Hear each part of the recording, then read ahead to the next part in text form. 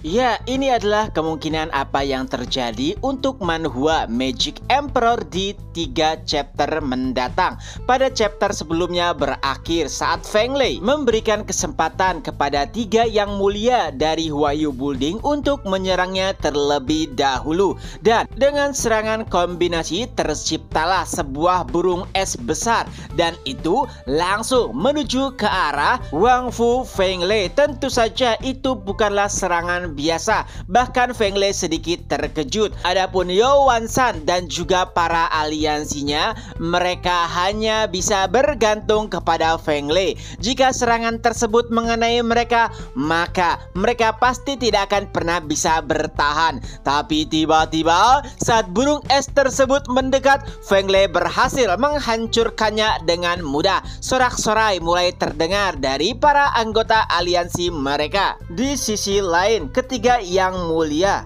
tidak ingin menyia-nyiakan kesempatan untuk serangan kedua. Ketiganya pun mulai bergerak bersamaan menghampiri Huang Fu Feng Lei. Seseorang bahkan berkata, "Walaupun tidak berguna, tapi kami khusus menciptakan trik kecil ini." Ya, rasa dingin menyebar. Bahkan Feng Lei hampir tidak bisa menggunakan Yuan Qi-nya. Wajahnya yang sebelumnya tenang kini berubah menjadi sangat serius. Dan tubuh Feng Lei perlahan mulai membeku. Seseorang yang mulia pun berkata, "Huang Fu Feng Lei, jangan sombong. Bahkan jika kau merupakan ahli puncak Rana Visi Dewa, tapi jika Yuan Qi-mu membeku, pasti akan sulit bagimu untuk bergerak.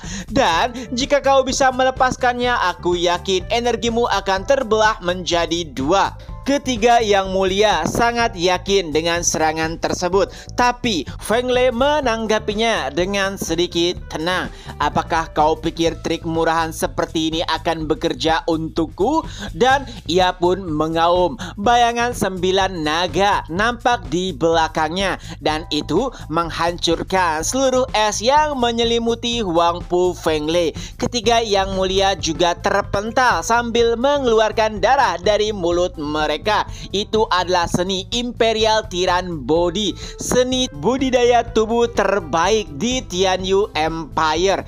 Kembali ke tiga yang mulia, dengan tubuh terluka mereka nampak sedikit putus asa.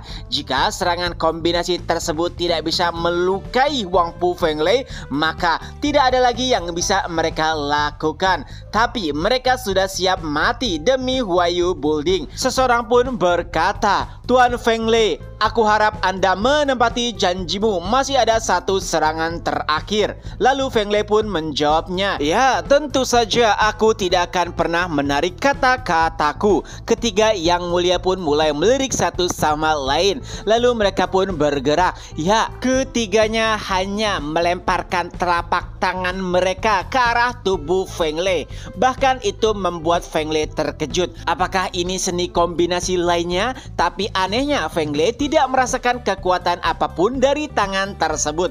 Lalu saat ia melihat senyum dari salah satu yang mulia, Feng Lei pun akhirnya sadar. Gerakan ini menjadi sedikit familiar. Apakah ini? Ya, benar. Ternyata itu adalah seni penghancuran tubuh. Bahkan dengan Imperial Tiran Body, Huang Fu Feng Lei tidak akan bisa menahan ledakan dari 3 ahli Rana Visi Dewa yang menghancurkan dirinya. Ia pun segera mengeluarkan seluruh Yuan Qi-nya dan mundur dengan segera. Seorang yang mulia pun berkata, "Kau sudah terlambat." Lalu bam! Sebuah ledakan besar pun terjadi. Ledakan tersebut menghancurkan beberapa gunung yang ada di sekitar mereka. Para aliansi dari gerbang kekaisaran yang berada di ranah penempaan tulang hampir tidak bisa menahannya. Bahkan Yan Bagong yang merupakan pimpinan rumah juga mengalami sedikit guncangan dari serangan tersebut. Ia pun mulai mengamati sekelilingnya dan terkejut.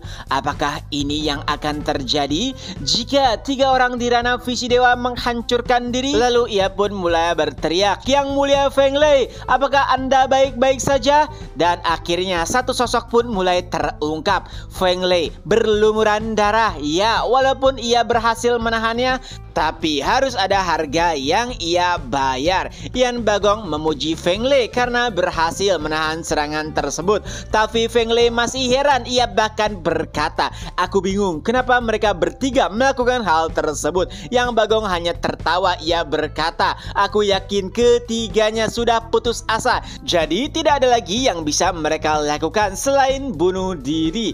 Tentu saja itu bukanlah alasan yang rasional bagi Feng Lei. Mereka yang sudah memasuki ranah visi dewa akan menghargai hidup mereka. Hingga akhirnya Feng Lei pun nampaknya mulai paham. Kedatangan mereka ke Huayu Building adalah untuk menghancurkannya. Tapi dengan kondisi luka di tubuh Feng Lei, nampaknya ia tidak bisa lagi ikut serta. Dan ternyata itu adalah tujuan dari tiga yang mulia. Pada akhirnya Feng Lei pun meninggalkan rombongan untuk menyembuhkan diri. Tentu saja itu adalah kerugian besar bagi aliansi gerbang kekaisaran. Tapi mau tidak mau mereka tetap harus menjalankan rencana mereka. Di dalam salah satu gedung di Huayu Building, semua orang merasakan ledakan yang besar. Saat itu Nenek Chu Bijun sedang dalam perawatan oleh Bibi Tao. Dan beberapa saat kemudian akhirnya Nenek Chu Bijun pun mulai bangun.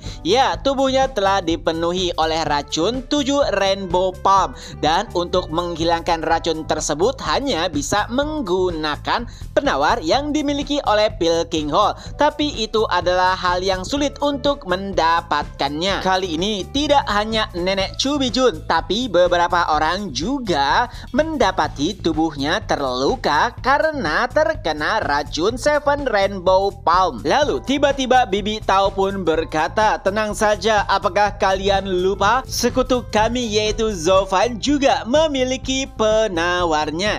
Ya, memang benar, Zofan berhasil membuat penawar dari 7 Rainbow Palm saat kompetisi Baidan. Akan tetapi saat ini pandangan mereka terhadap Zofan menjadi sedikit buruk karena mencuri harta mereka. Lalu Nenek Chu Bijun yang mulai sadar pun bertanya, "Ada apa dengan kebisikan ini dan bagaimana nasib dari tiga yang mulia?" Beberapa orang pun mulai menahan tangis lalu menjelaskan, "Nenek, ketiga yang mulia meledakkan diri saat melawan Huang Pu Feng Lei. Adapun Feng Lei sendiri, ia terluka parah jadi harus mundur. Kali ini rombongan Yao Wanshan telah maju tanpa bantuan dari Feng Lei untuk menembus pertahanan dari Huayu Building. Tapi untungnya Huayu Building memiliki pertahanan yang tangguh untuk bisa menembus sampai pertahanan terakhir. Setidaknya mereka membutuhkan beberapa hari." Nenek Chu Bijun merasa sangat menyesal.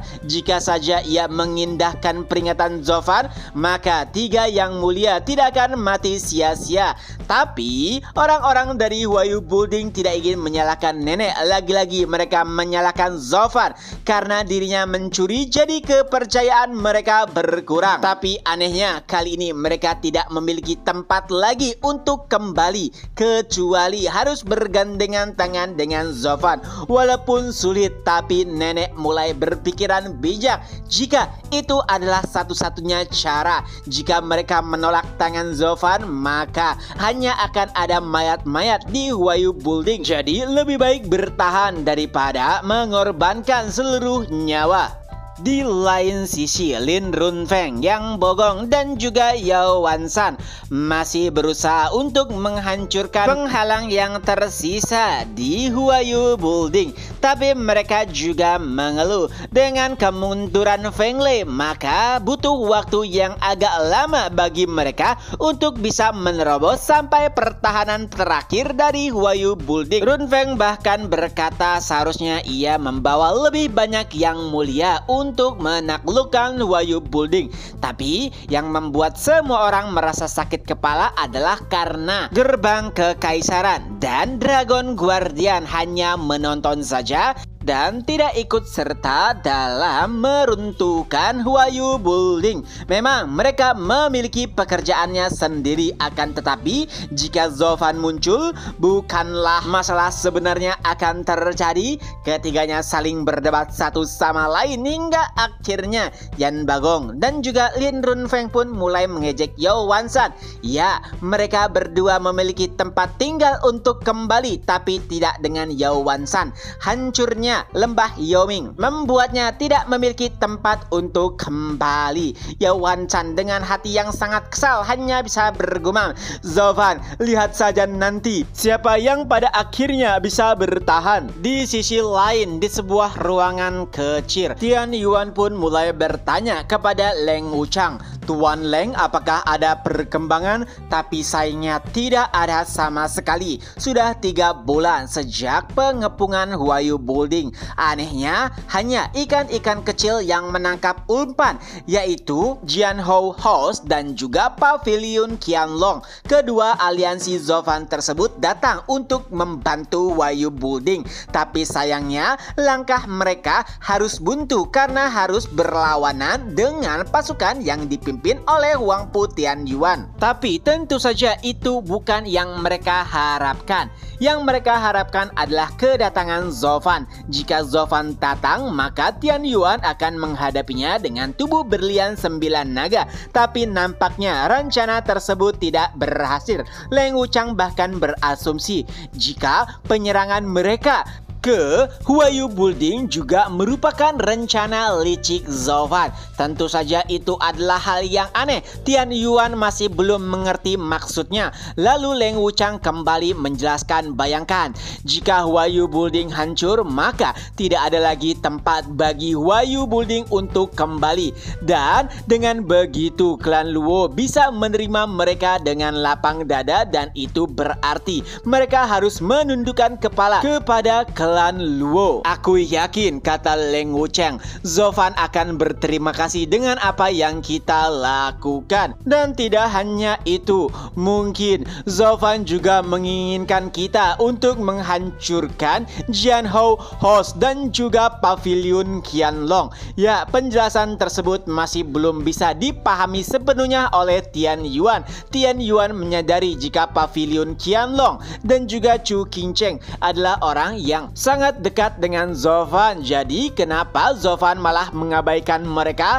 Dan Leng Wuchang pun menjawab, "Itulah alasan kenapa Zovan dibenci oleh banyak orang. Ia tidak peduli apapun kecuali demi keuntungannya." Lalu Tian Yuan kembali bertanya, "Tapi bagaimana bisa Zovan mengetahui rencana kita?" Leng Wuchang pun kembali berkata, "Apakah Anda lupa, Tuan? Jika ada Fang Qiwei saat kita menyusun rencana, dan bahkan ia juga yang mengusulkan untuk menyerang salah satu dari 3 aliansi yang dimiliki oleh Zovan. Jadi kemungkinan Fang Qiwei memberitahukan rencana tersebut kepada Kaisar, dan Kaisar membisikannya kepada telinga Zovan." Tapi Tian Yuan masih tidak mengerti. Bukankah Kaisar menginginkan kehancuran Zovan? Tentunya itu tidak sepenuhnya salah. Leng Wuchang kembali menjelaskan, "Tidak. Yang Kaisar inginkan bukan hanya kehancuran Zovan, tapi membuat kita semua berada di titik terendah." Yang artinya, jika kedua belah pihak saling berbentrokan dan menimbulkan banyak korban jiwa, maka satu-satunya yang diuntungkan di sini adalah Kaisar. Setidaknya itu adalah argumen yang paling masuk akal yang dimiliki oleh Leng Wuchang saat ini. Akan tetapi mereka tidak mengetahui fakta sebenarnya jika Zovan memiliki intelijen yang tersebar di seluruh Tianyu, yaitu para prajurit yang telah menjadi tanah liat. Kembali ke Huayu Building, beberapa pertahanan sudah dihancurkan, bahkan 7 pengawas telah gugur. Lalu tiba-tiba sebuah batu giok pun tiba di tangan nenek Chu Bijun. Awalnya ia mengira jika itu adalah tanda bahwa bantuan telah tiba, tapi saat membacanya ekspresinya pun berubah dan batu giok itu pun jatuh lalu hancur. Chapter pun berakhir. Nah, itulah kemungkinan apa yang terjadi untuk Magic Emperor di 3 chapter mendatang. Semoga terhibur. Ketemu lagi di next video. Bye bye.